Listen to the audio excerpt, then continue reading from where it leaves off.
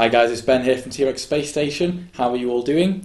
So I'm going away for a lads weekend this weekend and won't really have the chance to make any videos. So I thought I'd just post a quick talkie about some of the things I've been thinking about and things I wanted to respond to now before I go. I do apologise if I don't reply to any of your comments for the next few days because I'll probably be getting drunk. Look out, Derbyshire.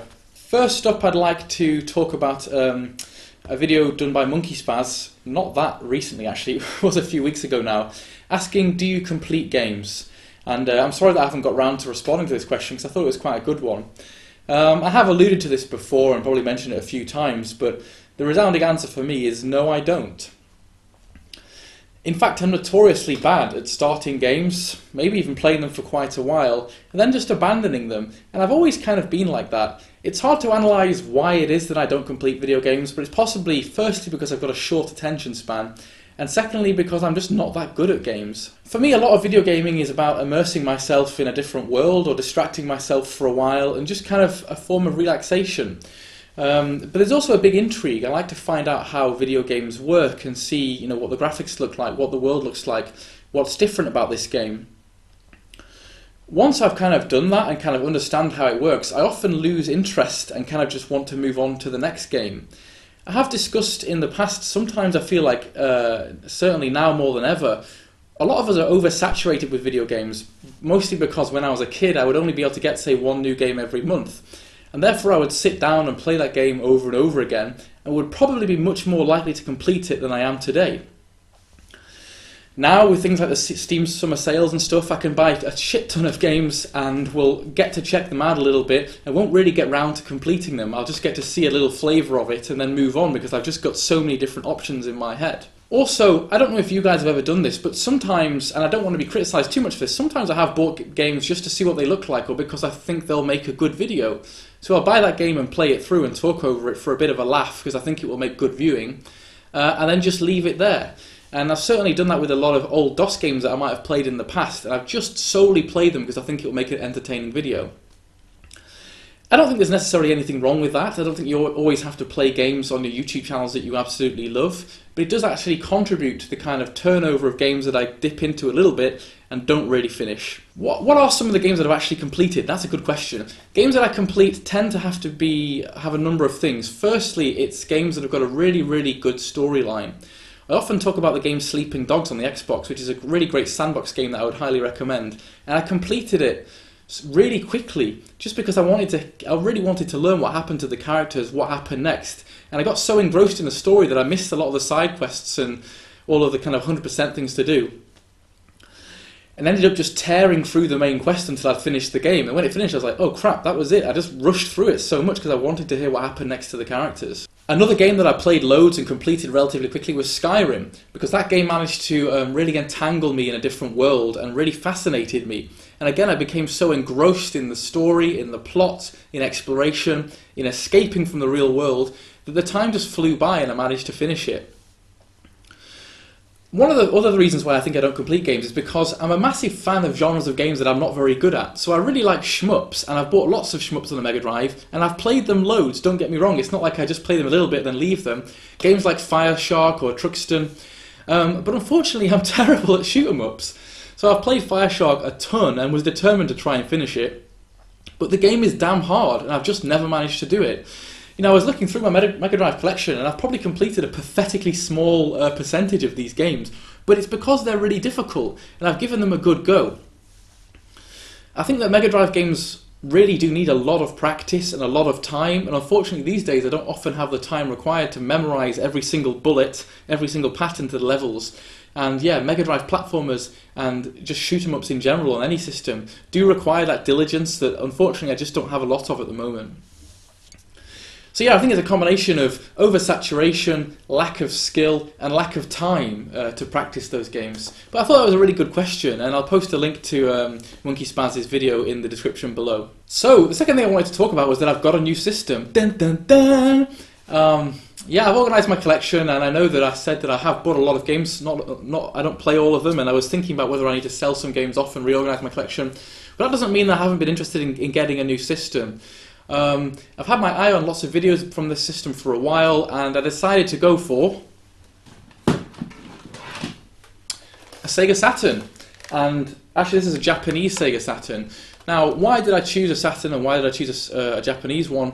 Well, because I love shmups, and the Saturn is really, really highly regarded as a system that's, excuse me, that's a bit of a horrible burp, as a system that's got lots of really, really good shoot-em-ups and lots of really, really good arcade ports. Some arcade ports that are really, really close and true to the original cabinets. And I've been watching a lot of Dave Webster's videos of the Saturn recently and just found it to be a really intriguing system. And one of the other things is because I've never actually played a Saturn in my entire life, I wanted to get a system that had no nostalgia for me, that was actually completely fresh and new, and have that exciting feeling of just discovering a system for myself. Now, it's kind of daunting actually getting a system that you've never played before, because I don't know what games are good on it. I don't know what good prices are for games. But I wanted that to sort of explore that process. Have you guys ever bought systems that are old, that have got a really strong fan base, but that you've actually never played yourselves? You know, that you missed out on, but wanted to go back and discover? Because it's just like, yeah, I feel kind of afraid a little bit, because I just don't know what the titles are. So I've been watching lots of videos, and please do recommend me good games to buy. Dave has given me a pretty good list, and Riddler on YouTube has got some great Saturn pickups videos. I've been kind of just watching pickups videos and Googling the games and then looking on eBay to see what's there. What I have noticed is that a lot of the Saturn shmups are pretty expensive. You're looking at like 30 to 40 quid for some of them in good condition, so it doesn't look like it's going to be a cheap system to buy for. But anyway, I've ordered some games. I've ordered Panzer Dragoon and a few shooters, and I'm really looking forward to playing it. Unfortunately, none of the games have arrived yet, and neither has my Japan to UK plug converter, so I don't know if the system works. I've not had a chance to actually plug it in and play. But after I get back from my holidays, hopefully some of the games will have arrived, and I'm really looking to get stuck in with it. So yeah, please let me know if there's any games that I need to check out, because I'm just really excited and a little bit daunted, but mostly excited to play it. Okay, lastly, I want to respond to a video by InfectedFlinch talking about this absolutely ridiculous article in The Sun saying video games are as addictive as heroin. And I found this article to be very infuriating. I'll post a link to the video in the description below. You can go and check out Dave's response to it, and also check out the actual article. There's a PDF online that I think is in his video as well. Firstly, I find it really, really annoying how video games are often used as a scapegoat. You know, we had this over and over again with the Grand Theft Auto series, and when Grand Theft Auto 5 came out, there were lots of people giving all this bullshit spiel about violent video games making people to be violent, causing them to commit crimes and stuff. Now, the first thing I'd say about this video games being addictive article is it's all over the place. It just says here's all these different things that are loosely related to video games. It's not even all about addiction. It says things about games being related to suicide, games being addictive, and people getting into financial trouble, etc. from video games. So firstly, it's unfocused. It's clearly just a non-specific attack on games, because it's not even sticking to one thing here. It's like, here's some bad stuff that happened related to video games. Very, very badly written article. Now, Dave asked the question, are you addicted to video games? This is a very interesting question, because if I was to take some of the games that I've been really, really into, I guess I have had some of the features of addiction. You know, when Skyrim came out, I booked a week of leave off and played it over and over again, to the detriment of other things like eating, sleeping, drinking, and my friends. And there have been games where, say, I've been at work, I've been thinking about those video games so much that it's been distracting me, and I've just wanted to get home, and I've gone straight onto the game when I get back, and it's taken up a major part of my life. Now, that would probably fulfill some of the tick boxes for addiction, certainly, but as a whole, that's few and far between. And again, I don't think that's something that's specific to video games. You know, that could be really anything that causes those symptoms. When you're really into something, you want to do it more and more. You want to get home and get into it. So yes, possibly I am addicted to video games, but you know, I don't have any major mental health problems that mean that I let that destroy my life much. It has had an impact at certain times, but you know, I don't let it get out of control. The comparison with heroin I find really, really unhelpful, completely unscientific, and just generally unhelpful. Heroin is a very powerful image to use, because when you think of heroin, you think of a junkie, you think of an uncontrolled addiction, you think of physical damage and a severe, severe detriment to your life. And heroin is addictive on a physical level, like, it's a very, very powerful, toxic drug that's physically addictive. You have severe withdrawal symptoms. It's not comparable to something like video games or a habit. There is no physical addiction there as such. You don't activate, like, opioid receptors by playing video games that give you physical sweats, nausea and vomiting if you stop. So that distinction has to be drawn. This is not a physical addiction. I would say, yes, it's possible to be addicted to video games, but there's nothing specific about video games that makes them more addictive than anything else. You can get addictions to all sorts of things. You could be addicted to jigsaws. You could be addicted to poetry. You could be addicted to eating. There's nothing specific to video games that makes them more dangerous than anything else. I don't know why the tabloid newspapers keep specifically picking on video games. There's nothing about this genre that makes it more dangerous. They seem to be suggesting that video games are linked to suicide. They've had three stories where people who've played Call of Duty have gone and killed themselves. Now, that's very, very sad, and I'm very sorry for the families of those people that were involved, and that is a real tragedy. But that, again, cannot be attributed to video games. Those kids probably did loads of things. They probably listened to certain bands. Is anyone questioning that? They've probably worn certain types of clothes. They've probably lived in certain towns. I don't know. You can just draw associations however you like. The underlying fact is there is no one attributing factor to something as tragic and complex as suicide. You simply cannot pick one thing and say, this was it. Call of Duty is to blame.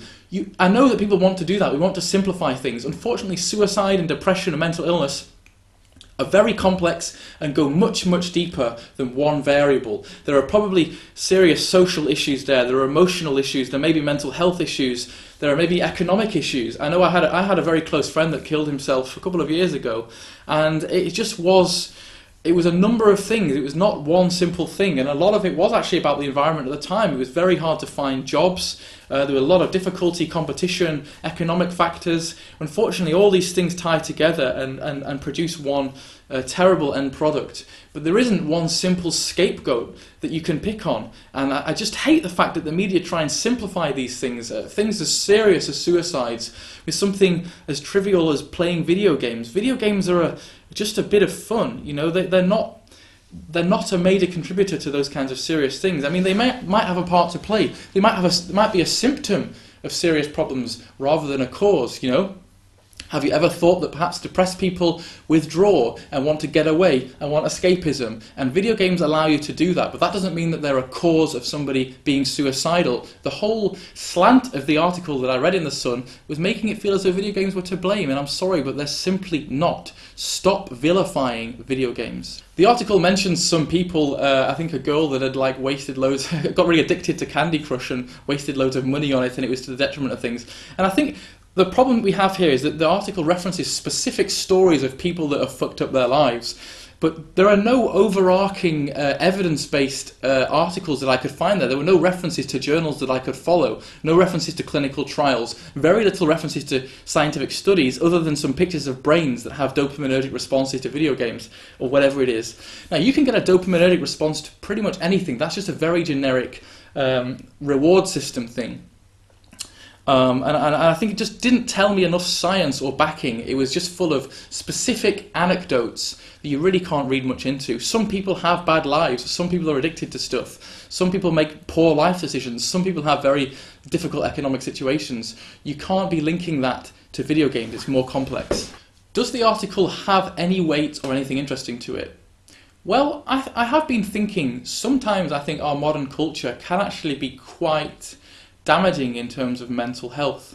I think that video games are just a part of a much broader thing. I think now more than ever, it's true, we are spending a lot more time in front of computers, in front of televisions, in front of mobile devices, and away from the outside, away from our peers in terms of face-to-face. Now, I'm not saying that this is a massive factor in causing people to kill themselves, and I'm not saying that video games are to blame here, but I do see an increasing issue that could be becoming worse and worse in terms of modern society, that we are actually fencing our lives off and spending a lot of time in front of computers and games. And I can see how that could be a bad thing for you, but obviously not for everyone. These things have to be enjoyed in moderation as part of a balanced lifestyle. Everything in moderation is not that bad a thing to say.